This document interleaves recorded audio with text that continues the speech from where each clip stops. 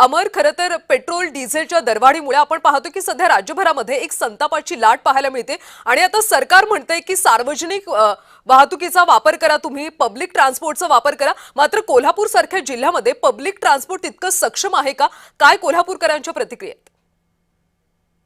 कल्याणी काही दिवसापासून 2 दिवसापूर्वी पंतप्रधान नरेंद्र मोदी यांनी आवाहन जे केलं त्या आव्हानाला प्रतिसाद देत कोल्हापूरकरातील काही ठराविक लोकांनी सायकलचा वापर किंवा गाड्यांचा वापर करणं कमी केलं.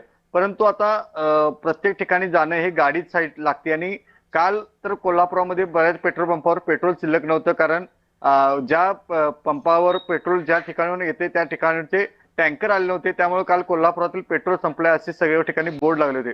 आज सकाळी ज्या ठिकाणी पेट्रोल आहे पंपावर आहे त्या ठिकाणी आपण गेलो असता त्या ठिकाणी 3 रुपये वाढ झाली होती. परंतु नागरिकांनी सांगितलं होतं की युद्धाचा परिणाम होणार आहे, त्यामुळे एवढं काय असं वाईट वाटून घेऊ नये, थोडं आपण काटकसरीनं वागलं तर योग्य होईल. आता अजूनही म्हणजे पेट्रोल पंपावर गर्दी व्हायची आहे. जर पेट्रोल पंपावर गर्दी आली की त्यांच्या भावना कळतील. कल्याणी. अमर, खरं तर पंतप्रधानांनी सुद्धा काटकसरीचं आवाहन केलं होतं आणि त्यामुळे आता कोल्हापूरकर काटकसर करतायत का आणि कोणत्या पद्धतीने करतात?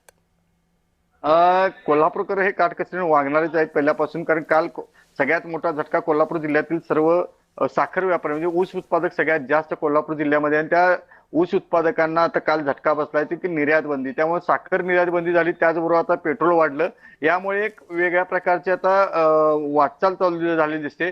आणि म्हणजे युद्धाच्या भूमीवर किंवा ह्याच्यावर चाललेल्या परिणामाचा कोल्हापूर जिल्ह्यावर परिणाम होताना दिसतोय. कारण या ठिकाणी असणारे सर्व सक्षम आहेत असं म्हणता येत नाही, परंतु महागाई वाढणार आहे, त्यामुळे थोडे कोल्हापूरकर काटकसरी वागतील. कल्याणी. नक्कीच कोल्हापूरकर काटकसरीने आता भविष्यात कशा पद्धतीने वागतील हे पाहावं लागेल.